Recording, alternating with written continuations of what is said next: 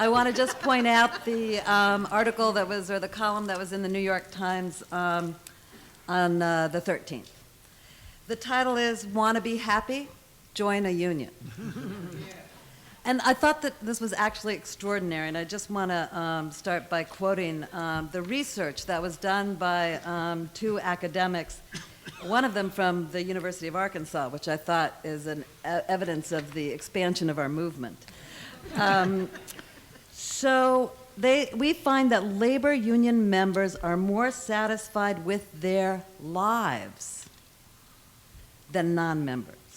The effect of being in a union is powerful. The study notes that union membership offers a bigger boost in satisfaction than actually getting a raise. It does come in a little less satisfactory than getting married. So I guess that explains the marriage equality movement. The study basically says that if you're a union member, you have perhaps the reason that life is better for you or that you're happier is that you have a greater feeling of job security, you're afforded numerous opportunities for social interaction and integration, and you have enhanced participatory benefits of being engaged as a democratic citizen. It really struck me because often we forget that one of the revolutionary concepts that built this country was the pursuit of happiness, and that was actually revolutionary.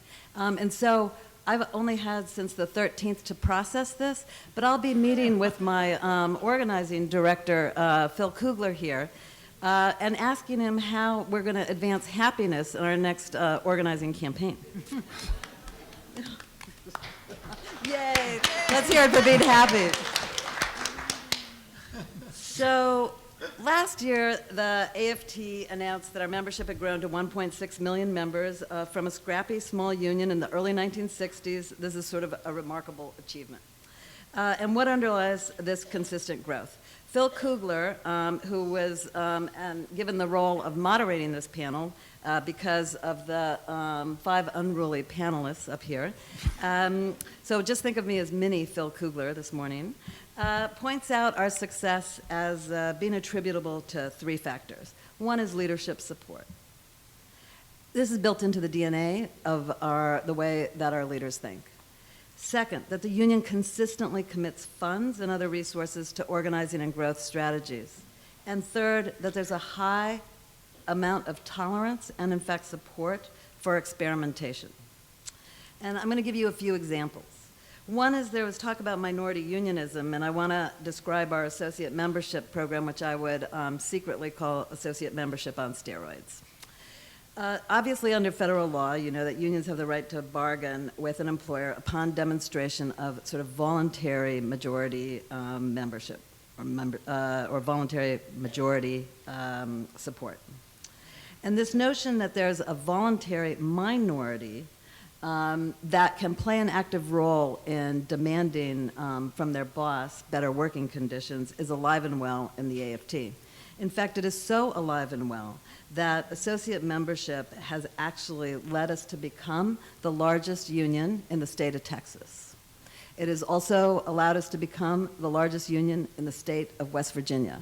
And we are the largest union in the state of Louisiana. And this is rooted in the beginnings with associate membership and then growing to other forms of collective action. Today in Texas, for example, we are 60,000 members strong.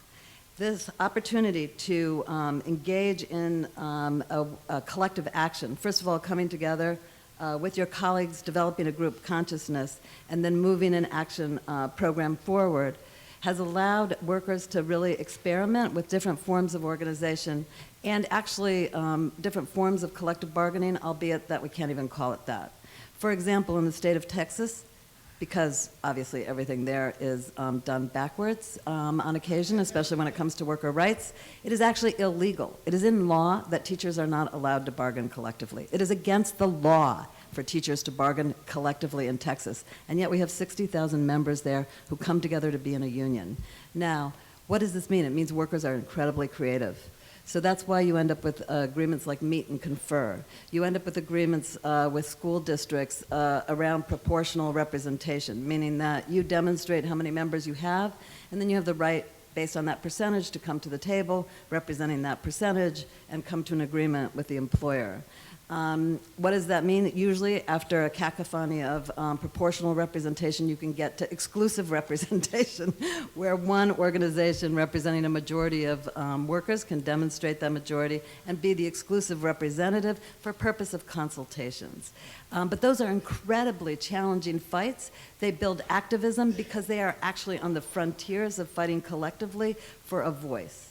In a state of like West Virginia, where there is also no collective bargaining, what does it mean? It means that you can actually look at legislation, put that together, and it reads like a collective bargaining agreement. The law for teachers in the state of West Virginia, because teachers and workers and school-related personnel and public employees have come together to actually lobby with the state legislators as if they were the bosses, reads like a collective bargaining agreement. We have in state law in West Virginia the right to grievance procedure and arbitration, for example.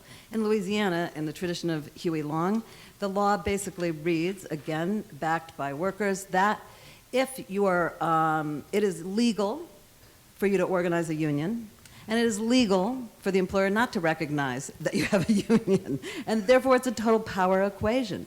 And that dynamic does allow us to prosper and succeed in behalf of workers. So we think that there's looking at these models, especially in the face of Harris v. Quinn and Friedrichs, that there is real hope that what our brothers and sisters have said on the panels before is that we don't need bosses and bargaining collectively to define a union. We can win, and we can win in behalf of workers by bringing people together and creating power. The next example that I want to use about the kinds of things that the AFT is thinking about really in terms of building a union goes back to sort of the old. I love all this new. I'm actually thinking that new is kind of the way that Campbell's Soup does it. They take the old can and they stamp new and improved on it, and voila, it's new. So we're going to take the love the work, hate the job, the story of professionals. And really, this is sort of in the DNA of the AFT. We have a culture of professional development. We believe that workers can own their own growth and career ladders as professionals. And this actually builds collective action and collective power. The example I want to use for you right now is that the AFT, in conjunction with TESS, which is a British corporation, is actually the largest education technology company. You heard me. We are the largest education technology company because we believe that professionals have the right to develop the tools and the means to advance their own profession.